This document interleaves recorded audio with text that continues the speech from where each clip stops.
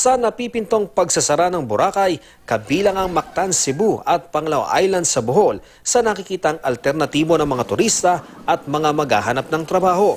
Pero noong isang linggo, lumabas sa water sampling test ng DNR Environmental Management Bureau na hindi rin daw pumasa ang Mactan at Panglao Island.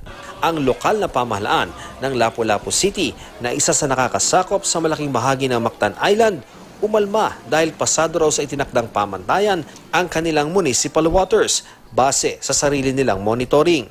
I think a few days after, there was an announcement coming from the DNR that it's still safe for bathing. No?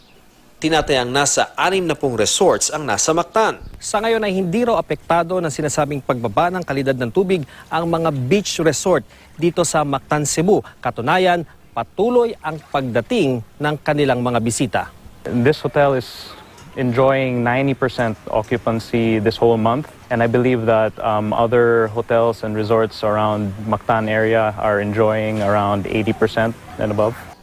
Patuloy raw na makikipagtulungan sa lokal na pamahalaan at TNR ang mga resort at hotels sa Cebu para matiyak na napapangalagaan ang kalikasan.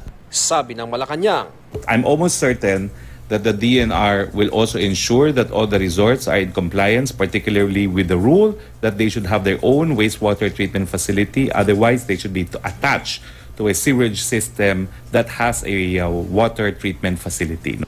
Bukod sa mga resort, tututukan din daw ng mga otoridad ang 6 na coastal locations sa Mactan kung saan may informal settlers. We can already tell them that indeed their continued stay there is not only illegal but also hazardous, not just for them but also for us and the tourists where we derived our income. Mula rito sa Mactan Island, Cebu, Ian Cruz, nakatutok, 24 Oras.